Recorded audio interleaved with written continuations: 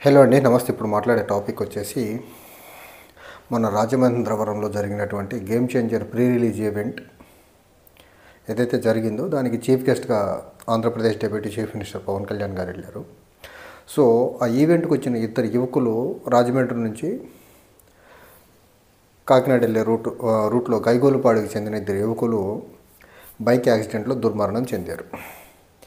అయితే పవన్ కళ్యాణ్ గారు ఎప్పుడు చెప్తుండేది ఏంటంటే, చాలా బాధ్యతగా ఉంటాను, చాలా జాగ్రత్తగా ఉంటాము, మేము ఎక్కడ తప్పులు చేయము, మేము సమాజానికి ఇబ్బంది కలిగించే ఏ పనులు చేయమని చెప్పే వీళ్ళు అంతకుముందు హైదరాబాద్లో పుష్ప 2 మూవీ రిలీజ్ అప్పుడు జరిగిన దుర్ఘటనలో ఒక లేడీ తొక్కిస్లాట్లో చనిపోయింది. వాళ్ళ బాబు అక్కడికక్కడే ఆక్సిజన్ అందక బ్రెయిన్ డెడ్ అయ్యి హాస్పిటల్లో ట్రీట్మెంట్ పొందుతున్నాడు. దాని తర్వాత జరిగిన కాన్సిక్వెన్సెస్ ఏవైతే ఉన్నాయో దాంట్లో ఆ మూవీ యాక్టర్ అయినటువంటి అల్లు అర్జున్ అరెస్ట్ అవ్వడం, జైలుకి వెళ్ళటం, బెయిల్ మీద బయటికి రావడం, తర్వాత పోలీస్ విచారణ కోసం పోలీస్ స్టేషన్ చుట్టూ తిరుగుతున్న ఉదంతాలన్నీ జరుగుతున్న క్రమంలో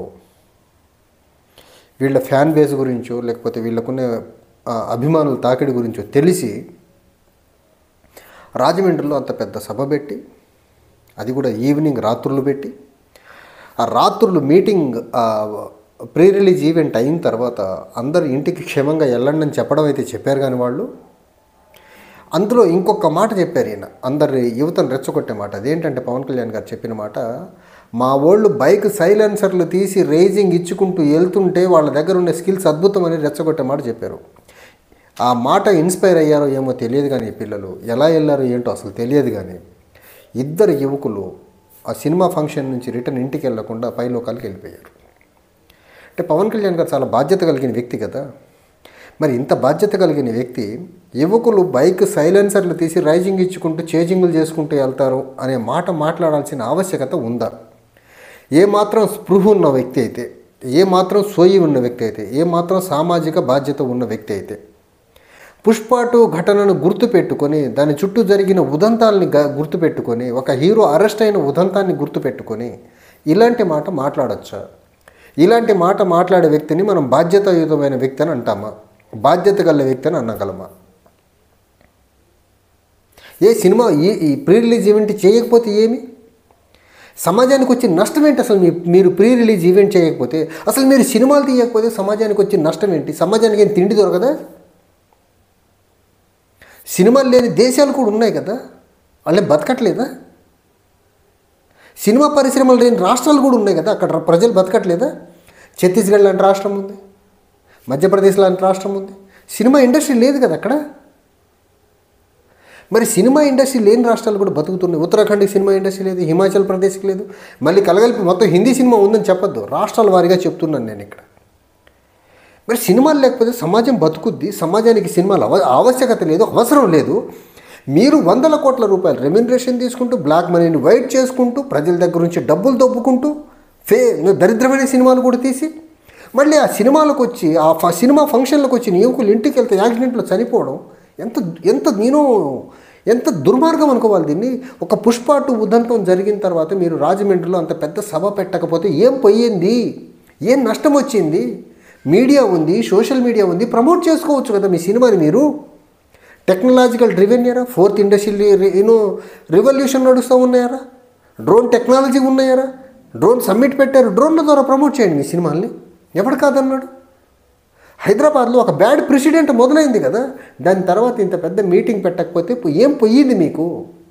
మీ కుటుంబం యొక్క సినిమా వ్యాపారం దండిగా గట్టిగా నడవాలనేసి, అది కూడా గోదావరి జిల్లాలో సినిమా వ్యామోహం ఉన్న వ్యక్తులు ఎక్కువ ఉంటారు కాబట్టి అక్కడ మీటింగ్ పెట్టి మీ భజన, మీ డబ్బా మీరు గట్టి కొట్టుకొని ఇద్దరు యువకులు ప్రాణాలు పోయేదానికి కారణమయ్యారు మీరు.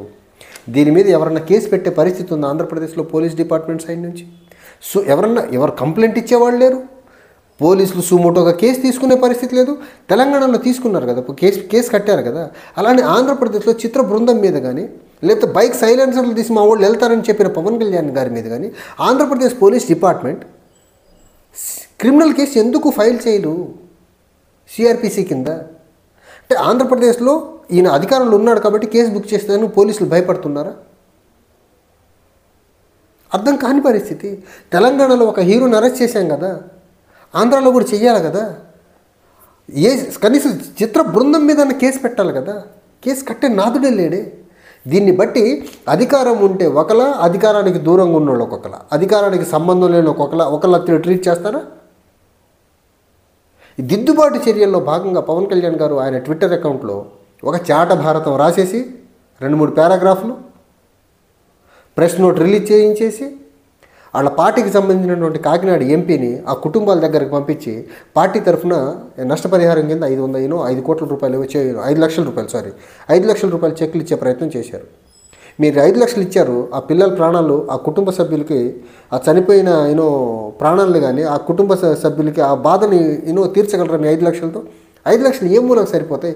ఇన్ని 100 కోట్ల రూపాయలు పెట్టి సినిమా తీస్తున్న మీరు కొన్ని కోట్ల రూపాయలు ఇవ్వచ్చు వాళ్ళకి, కొన్ని 100 కోట్ల రూపాయలు ప్రజల డబ్బుని టికెట్ల రూపంలో రెమ్యునరేషన్గా తీసుకున్న మీరు 5 లక్షల రూపాయలు మీరు ఇచ్చేది? నిండు 2 యువకుల ప్రాణాలు కోల్పోయి కుటుంబం ఎంతో దుఃఖంలో ఉంటే 5 లక్షల 5 కోట్లు ఇవ్వచ్చు కదా. 100,000 కోట్ల రూపాయలు బడ్జెట్ పెట్టి పాన్ ఇండియా మూవీ తీసి 5 లక్షల రూపాయల చిత్ర బృందం నుంచి ఈ రోజుకి స్పందన కరువైంది గేమ్ చేంజర్ మూవీ నుంచి. మరి అల్లు అర్జున్ గారి విషయంలో అంత అన్నారు కదా, గోటితో పోయేదాన్ని గొడ్డల దాకా తెచ్చుకున్నారనేసి. మరి గేమ్ చేంజర్ బృందం అసలు స్పందించలేదు, దాని మీద మాట్లాడరేంటి మీరు? మాట్లాడమని చెప్పరే మీ అన్నయ్య గారు అబ్బాయికి? పవన్ కళ్యాణ్ గారు ద్వంద్వ విధానాలు చూడండి. ఆయనకు నచ్చిన వ్యక్తుల వల్ల ఏ నష్టం జరిగినా దాన్ని పెద్ద మాట్లాడరు. ఆయన నచ్చని వ్యక్తుల విషయంలో ఏదైనా జరిగితే ఎలా మాట్లాడతారనే దానికి గోటితో పోయేదాన్ని గొడ్డల దాకా పోయి తెచ్చుకున్నారనే మాట మాట్లాడగలరు. ఇక్కడ చిత్ర బృందం నుంచి ఈ రోజుకి ఎవరు ఆ ఫ్యామిలీని వెళ్ళి కలవాల? గేమ్ చేంజర్ సైడ్ నుంచి చిత్ర బృందం నుంచి ఎలాంటి సపోర్ట్ ఇవ్వాలి ఆ ఫ్యామిలీకి? కానీ దిద్దుబాటు చర్యల్లో భాగంగా లోకల్ ఎంపీని ఇంటికి పంపించి 5 లక్షల రూపాయలు ఇప్పించి చాలా జాగ్రత్తగా కవర్ చేసే ప్రయత్నం చేశాడు. నెంబర్ 1. ఇంకోటి, ఈ రోడ్డు మీద యాక్సిడెంట్ జరిగేదానికి రోడ్లు దయనీయమైన పరిస్థితుల్లో ఉన్నాయి, దానికి గత ప్రభుత్వం కారణమని వాళ్ళు వేరే కలరింగ్ ఇచ్చే ప్రయత్నం చేస్తున్నాడు. గత ప్రభుత్వం రోడ్లు వేయలేదే అనుకుందాం. కూటమి ప్రభుత్వం ఏర్పడి, మీరు చెప్తున్నటువంటి బలమైన ప్రభుత్వం ఏర్పడి, మీరు చెప్తున్నటువంటి మంచి ప్రభుత్వం ఏర్పడి 7 నెలలు అవుతుంది. నేను గాడిదకి పళ్ళు తమ్ముతున్నారు ఆంధ్రప్రదేశ్లో రోడ్లు వేయకుండా. మీకు బాధ్యత లేదో రోడ్లు వేయాలనేసి? మీరు ప్రాతినిధ్యం వహిస్తున్న జిల్లానే కదా, కనీసం మీరు ఎమ్మెల్యేగా ప్రాతినిధ్యం వహిస్తున్నటువంటి ఏ జిల్లా అయితే ఉందో ఆ జిల్లాలో కనీసం రోడ్లు వేయాలనే ఇంగిత జ్ఞానం కూడా లేదా మీకు? ఇదేనా మీలో ఉన్న మంచి పరిపాలనా దక్షత? ఇదేనా మీలో సమాజం పట్ల ఉన్న అంకిత భావము? ఇలాంటి సర్వీసులు చేసి రోడ్లు వేయాలని సర్వీస్ చేసేదానికైనా మీరు రాజకీయాల్లోకి వచ్చింది. మీ సినిమా వల్ల, మీ సినిమా ఫంక్షన్ నుంచి వెనక్కి ప్రాణాలు కోల్పోతే నెపం రోడ్డు మీదకి నెట్టే పనిచేస్తున్నారంటే మీలో ఉన్న ఎంత దుర్బుద్ధి ఎలాంటిదో చూడాలి, ఎంత కుసంస్కారం ఉందో చూడండి.